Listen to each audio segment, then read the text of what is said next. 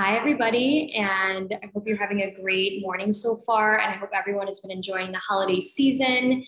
It's been a little bit since I've popped in our group, but I know you guys are doing amazing with all of your workouts and staying consistent, and it's been so much fun to hear about all of your traditions. And we are back this week, a slightly different time today, just due to a couple changing situations, but I'm here to guide you guys through a really nice restorative stretch, warm up, whatever you want to call it, just to help you, especially during this time where you're really busy. Maybe you haven't had a chance to move as much as you would have liked. So these moves that we're going to go over today are ones that I'm sure you're very familiar with, or most of them you're familiar with, that you can do in the morning before a workout is a really great warm up, after a workout as a nice cool down, or simply, before bed, even if you're just trying to kind of calm your body down, calm your mind down so that you can really feel your best and kind of gain that energy back. So I'm actually in a hotel gym right now, which is kind of fun, showing you how you can take this wherever you are. And I also have my dad here, which is a very special guest and one of our members of Ruby Soul Food and Vitality. So he's going to be kind of going through it with me, and I will give you guys some tips along the way as well. So we're going to jump right into it. I like to start with a foam roller. I highly recommend that. You can set up on a mat, something comfortable.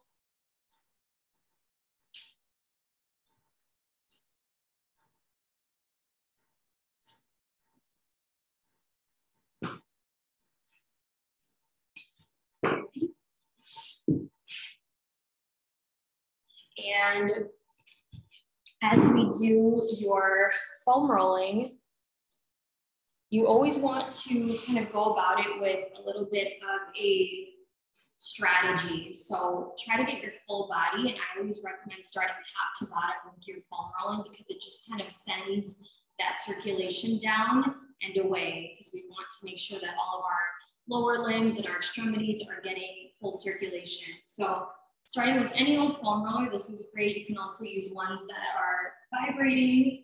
And I'm just going to start to roll my upper back. When you're foam rolling, you want to think about painting the entire surface of the section you're focusing on and pushing, using your own body weight to get the biggest stretch. And of course, make sure that you're breathing through it as well.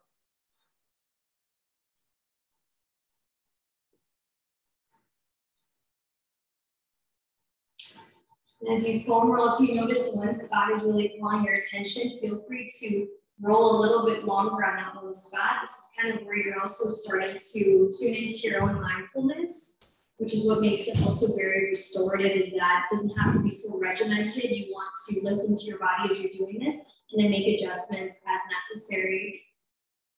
So just roll it on out. Once you get the length of your back, a great place to work on is your lats, which is the sides of your back. This is an area that tends to get really tight, and if this isn't released regularly, it can cause tension up in the shoulders, even into your low back and in your hips. So don't forget about your lats here. We're just going to roll out through the sides. As you're doing this, another really great move you can try is just holding in on one spot that feels tight and then simply curling inward and curling upward, but keeping the rest of the body still, so you just get all of those different angles underneath the shoulder. And just roll it on out. Okay, and we're going to go to the other side and get your lat. Same idea here. Maybe again, if you notice from one side to the other, you're noticing like more tension on one side, so focus in on this. And then give your body the attention it needs, that once you finish your foam rolling, it should feel a little less tight. Here. And rolling it out. Okay, from here, now we're working our way down. We're going to do the glutes and the hips. This is a really important part. It's where we carry a lot of tightness and tension. We're just going to roll back and forth. Again, same idea. Think about painting the surface with your roller. And then definitely use your angles here. So notice I'm leaning into one side, getting the side of the hip, feeling a little bit of a different sensation, then same thing on the other. This is really good as well. Once you get all glutes, take one foot, see if you can cross the foot above the opposite knee. And now you'll have this figure 4. And now I can really open up this left side. So you always want to lean into the side that's bending. That's the side that's opening. And then reverse.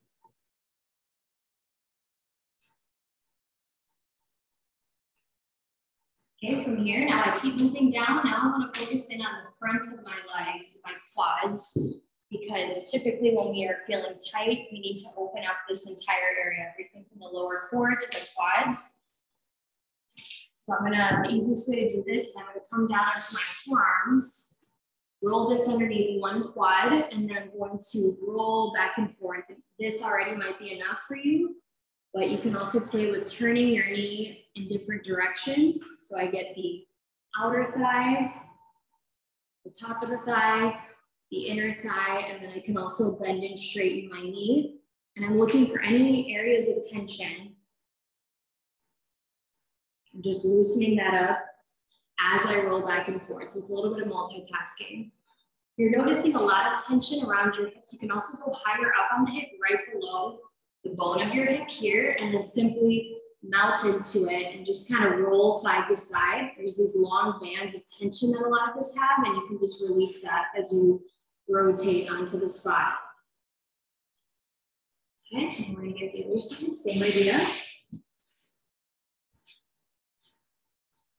This is another great move to think about doing regularly. If you notice any knee pain or knee tension, you want to try to release above the knee, and that typically can release a lot of that pain that tends to pull, where you notice some tightness around the knee.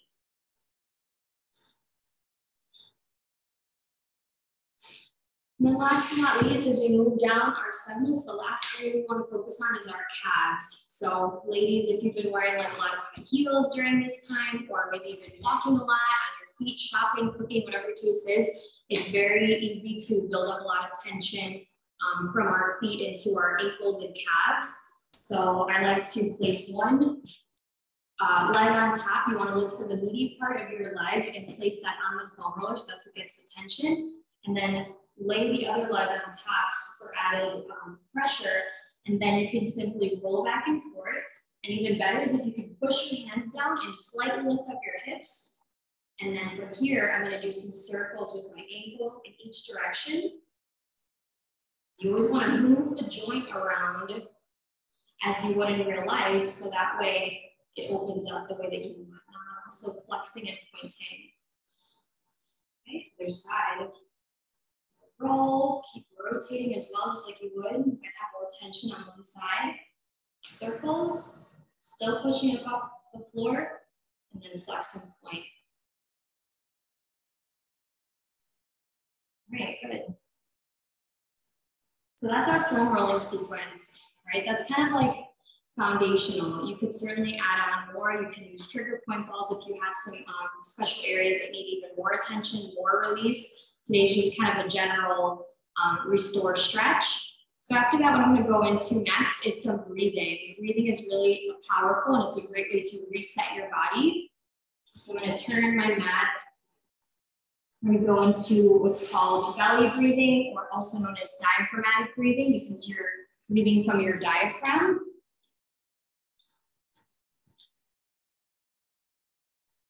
And just for even a bigger stretch, I like to keep my arms up overhead to open up the chest. And I'm going to think about closing the gap underneath my back, so I'm not arched here, but I'm nice and flat, meaning my ribs are pulled in, my tailbone is tucked, and feet are planted. And I'm just going to breathe in through my nose as I expand my stomach out. And then exhale out my mouth. Think about crushing the floor even more underneath me. Try to think about cleaning out the air in your lungs and pushing the air out through your teeth so you hear that audible exhale.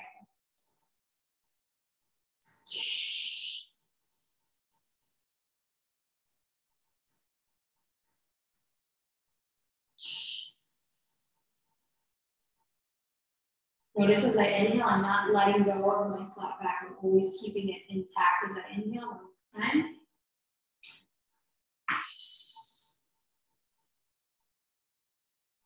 Good. From here, what I'm going to do is we're going to move into some hip bridges. So just slightly opening up the hips, keeping the arms up. Take a nice deep breath in. Exhale. Now we add in the hip bridge, lifting the hips up, keeping the ribs in.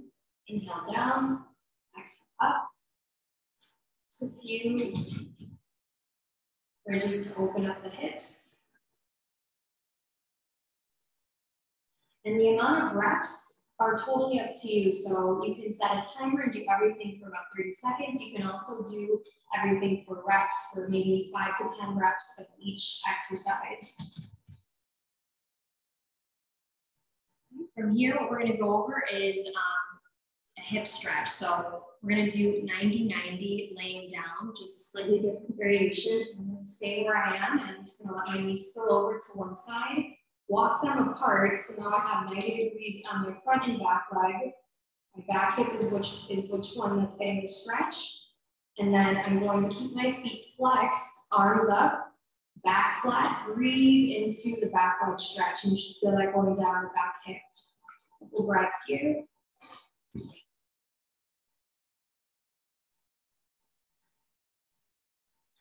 then we're going to go through the center, turn over to the opposite side. Same thing here. Opening up now the opposite hip flexor. Try to keep your back flat, feet are flexed.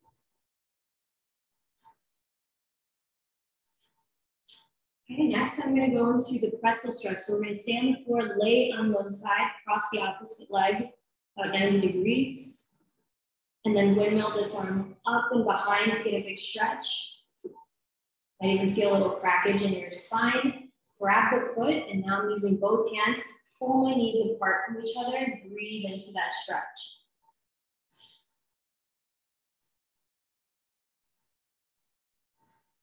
Try to keep your head relaxed and create space between the ear and the shoulder. Go to the other side. This is a pretzel stretch, so it feels like you're putting yourself in a pretzel. Windmill. Grab the foot, push.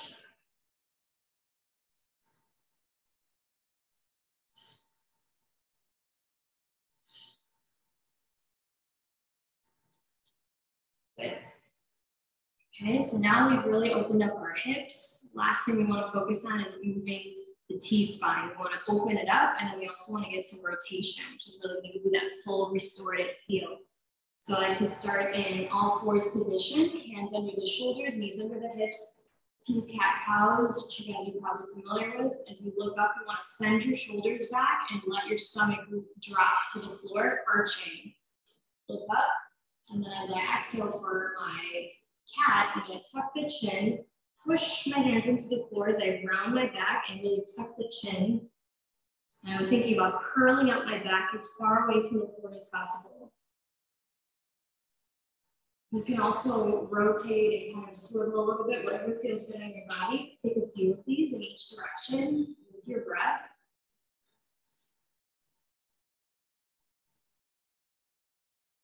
And I'm going to come back to neutral. Let's finish up with some T-spine windmills. So I'm going to take one arm, and you've also might know this is threading the needle. Inhale, reach, resting the head down on the floor. Exhale, grabbing the rib cage, opening up.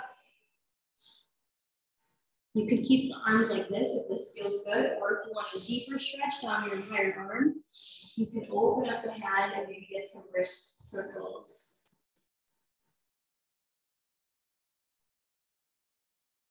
Other side. I like to start with these as it kind of just opens up the chest first before you add in the arms. And again, reps are up to you, but keep it, I would say at least 4 on each side to begin with. If you have more time, even better, you can add more reps. Okay, and the last thing is you can do this seated or in a chair. We're just gonna do some neck stretches. So Taking one ear down to the opposite shoulder, you can gently use the opposite hand to kind of add some weight. And then with the other arm, you're gonna reach back behind you, pull the shoulder down and back, and even tilt your chin away. So now I'm creating this extra long line here. Breathing into that stretch without shrugging the shoulders. Just keeping my spine long. Other side. Reaching, breathe into that stretch. And then finally, you can push your fingers down, making a fist down below your back, and then do some nice slow head rolls. Again, keeping the shoulders down, inhaling, exhaling, bringing it around, inhale, exhale around, other side, 3, 2, and all right, guys. So when you follow this kind of sequence, again, the way that I showed you, through foam rolling, starting the body, warming it up, moving into some opening with breath, right? And making sure that everything is getting the oxygen that it needs. Then moving into opening up your hips, T-spine, and then a little bit of neck, right? We work through the entire body so that you're really prepped for exercise, prepped for the day, energized, and your muscles aren't going to be compensating as much as they would if you would just jump right into something, because from sleeping or day-to-day activities, we can hold tension in certain areas that can cause pain and tightness. So I hope that this brightens up your day, sets you up for success with whatever you have planned. Keep up with your workouts, send me any questions, and I can't wait to see you guys next week. Have a good one.